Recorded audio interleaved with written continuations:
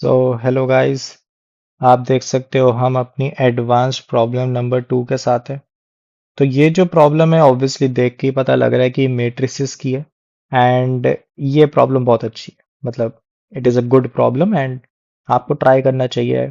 मेरे हिसाब से आपने इसको पहले भी ट्राई किया होगा, ऐसा कुछ नया नहीं होगा। बट अगर आपने ये क्वेश्चन पहले नहीं देखा तो ये बहुत ही अच्छी अपॉर्चुनिटी है कि तुम इसको देखो, ट्राई करो एंड सॉल्व करने की कोशिश करो। बहुत ही अच्छी प्रॉब्लम है। चलो फिर, तुमने ट्राई कर लिया होगा। अब मैं सॉल्यूशन बताता हूँ। इफ ए एंड बी हमारे पास नॉन सिंगुलर रियल मैट्रिसेस है, ठीक है। नॉन सिंगुलर मतलब क्या हुआ कि determinant of A is not equal to zero and determinant of B is not equal to zero, ठीक है। दोनों सिंगुलर नहीं है, ठीक है। ओके, रियल मैट्रिसेस है, रियल नंबर्स का इन्वॉल्वमेंट है, such that determinant of A हमें गिवन है। ये एक इक्वेशन गिवन है हमें, ठीक है। और फिर हमें डिटर्मिनेंट ऑफ बी पूछा है। ऐसे प्रॉब्लम्स में अगर मैं बेसिक तौर पे बात करूं तो ज्यादा घबराने की बात नहीं होती, क्योंकि देखो, पहले तो मैं नॉन सिंगुलर बोला, मतलब इसका मतलब कि इन दोनों मैट्रिसेस का डिटर्मिनेंट जीरो नहीं है। एंड इसका मतलब इन दोनों का रिस्पेक्टिव इनवर्स एग्जिस्ट करता है, और जो कि हमें इक्वेशन में भी गिवन है, तो इसका मतलब ये एग्जिस्ट करता है। एंड ए प्लस बी का इन्वर्स भी एग्जिस्ट करता है।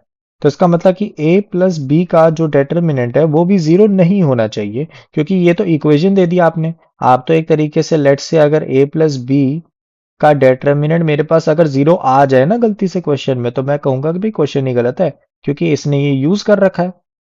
ये इन्वर्स तो फिर बनाया ही नहीं जा सकता। समझ रहे हो? तो ऐसे कुछ लॉजिकल थिंकिंग आपको यूज करनी चाहिए। ऐसे जब वैलिडेशन देते हो ना खुद को कि भाई क्वेश्चन में ये होना चाहिए, ये चीजें होनी चाहिए इसके हिसाब से, तो आप काफी लॉजिकल और रैशनल थिंकिंग में आ जाते हो, और फिर मैथ्स अपने पीक पे होता है कि आप बहुत फ्लो में मैथ्स कर सकते हो। चलो फिर, अब मैं इस इक्वेशन को लिखता हूँ और थोड़ा सा सॉल्विंग कराता हूँ। ए प्लस बी का इनवर्स है हमारे पास, एंड ये A inverse plus B inverse के बराबर गिवन है।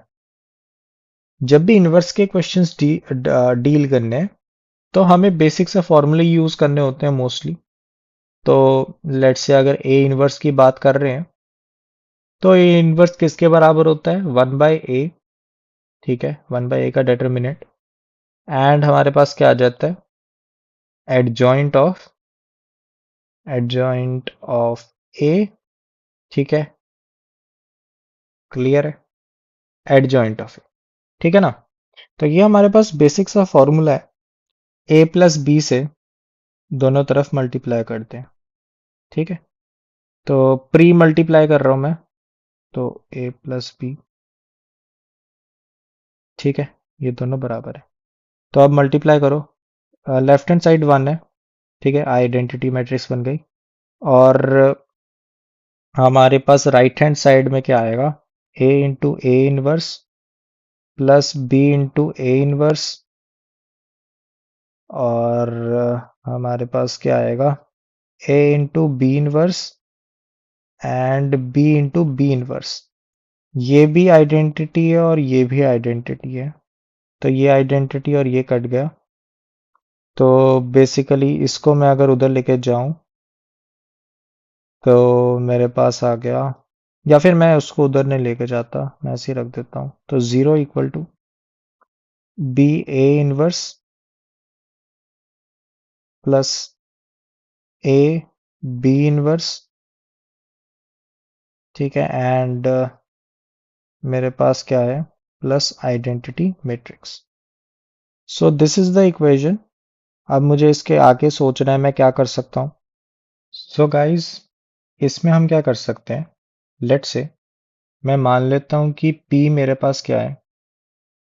B इंटू ए इनवर्स है, ठीक है।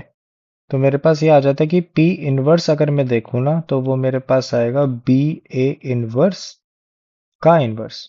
और जब इनवर्स में ब्रैकेट खोलते हैं तो स्विच हो जाते हैं मैट्रिसेस। तो यहाँ पे A इनवर्स पर इनवर्स लग जाएगा और B पर इनवर्स लग जाएगा। इनवर्स पर इनवर्स A ही बन जाएगा ना। तो इसका मतलब कि A इंटू बी इनवर्स बन गया। तो इधर से पता लग गया कि ये चीज क्या है, P है, और ये चीज क्या है, P इनवर्स है। तो ये जो इक्वेशन है ना, ये ऐसी बन गई, 0 equal to P plus P inverse plus identity matrix. P inverse को मैं ऐसा कर सकता हूँ कि P से तीनों चारों मतलब मल्टीप्लाई कर लूँ, जितने भी दिख रहे हैं मेरे को।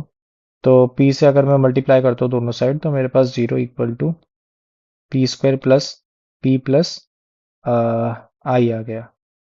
और P से फिर से मल्टीप्लाई करता हूँ तो मेरे पास क्या आएगा, 0 equal to P cube plus P square plus P. इस इक्वेशन को देखो और इस इक्वेशन को देखो, दोनों को सब्ट्रैक्ट करा जा सकता है। सब्ट्रैक्ट अगर मैंने कर दिया तो मेरे पास आ जाएगा 0 equal to P cube minus I. ठीक है ना, 2 माइनस 1 कर दिया, क्या कर दिया, second equation minus first equation. अब इधर से मुझे दिख गया कि भाई पी क्यूब जो है वो आइडेंटिटी के बराबर है। ठीक है, तो मेरे पास ये आ गया कि अगर मैं पी का डेटर्मिनेंट लेता हूं तो वो मेरे पास 1 आना चाहिए। ठीक है, तो यहाँ पे मेरे पास क्या था, पी क्या है हमारा, पी हमारा बी इंटू ए इनवर्स है। तो बी इंटू ए इनवर्स, ये मेरे पास डेटर्मिनेंट इक्वल टू 1 है। तो डेटर्मिनेंट आपको मैंने प्रॉपर्टी शायद पहले भी बताई थी, ए इंटू बी का जो डेटर्मिनेंट होता है उसको आप आराम से सेपरेट कर सकते हो। ठीक है, तो सिमिलरली हम यहाँ पे भी सेपरेट कर देंगे, बी का डेटर्मिनेंट और ए इनवर्स का डेटर्मिनेंट इक्वल टू 1।